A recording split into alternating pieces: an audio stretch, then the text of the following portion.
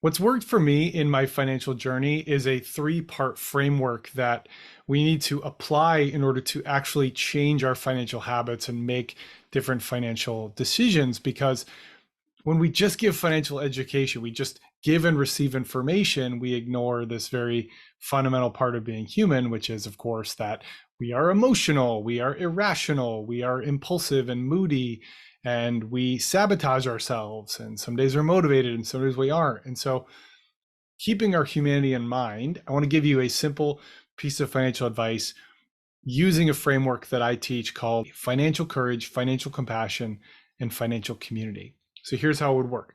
I would tell you the three top behaviors that improve your credit score are to establish history, open your first credit card if you haven't, get that going, make your payments on time every month, and then stay under 30% of your spending limit. Easy. Those are the three things to do. Now, where do our emotions get in the way? Number one, let's talk about courage. It is scary to think about signing up for a credit card when you personally know people who have got themselves into a lot of trouble with credit cards, overspent money, got into debt they couldn't pay back, a lot of stress, a lot of fear, a lot of negative emotion. You've seen somebody you love or someone you know well go through that, and you don't want to relive that. You don't want to experience that for yourself. Or maybe the fear is, I don't understand all the fine print and all the terms and what's a grace period and an APR versus an APY and what's the interest rate, and there's a penalty interest rate, and is my bill due on the due date or on the grace period date or the when I make the charge. So there's all these things that come up.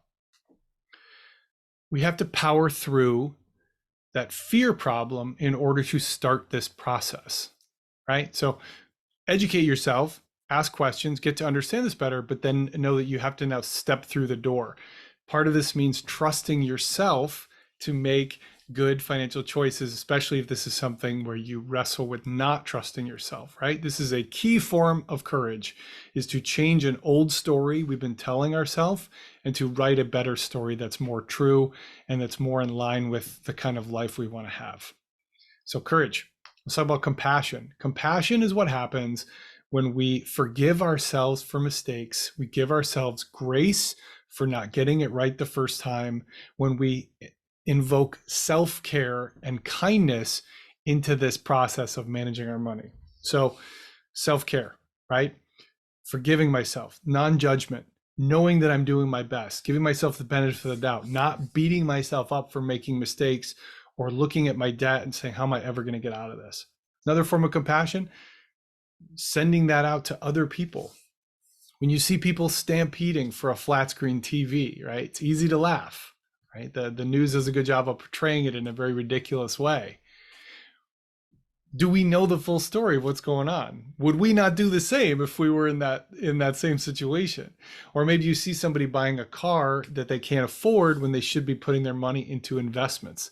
Well, do you understand the role of wealth and status in their life, the blocks, the obstacles, the challenges they may face, where this car actually scratches an itch or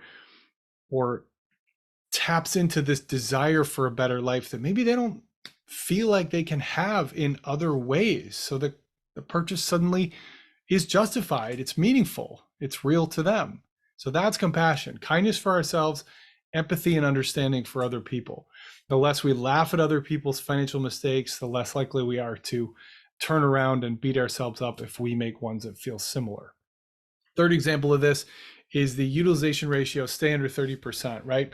This is a hot tip that I learned only from taking credit counseling workshops. And this is where I invoke this idea of financial community. What we do not do alone. What we do, most people next to us, around us, are doing the same thing, facing the same battles. When it comes to finance, we tend not to talk about it for whatever reason. And there are lots of interesting reasons, but one of the downside negative effects of that is that we forget that we are surrounded by people who have the knowledge we need and who will move mountains to help us if we ask for help. One of the skills we need to recognize is the skill of asking for help, talking about money, tapping into the community of people around us, creating that network.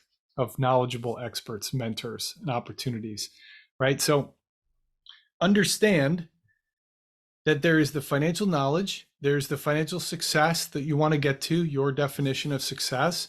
And along the way, you're going to be tested not only on what you know, but on how you move through the world as a human being. And if you want change, if you want things to be better, if you want to get unstuck, if you want to get to your vision of success, make your life a little bit better, a little bit more in line with who you are, then what you got to do is you got to move through this experience as an honest, authentic human and trust that everybody else is doing this too. I'm in a unique position. I've been talking about finance with strangers for years, which means I'm very comfortable doing something that some people have never done at all. In fact, most people hardly ever have open money conversations. So what I'm trying to demonstrate to you through my own experience is that you got to get vulnerable. You got to admit what you don't know. You got to get real. And what you discover is that that's the only version of you that the world needs. That's the not the fake image, not the performance, not the person you think you're supposed to be, the person you actually are. You get in touch with that, manage money in a way that is a function of that, is connected and aligned with that. And what you'll find is that good things will come. And I think what you'll find, like I have, is that this whole money thing is actually a lot deeper than I first thought. It's actually just about the art of being a human.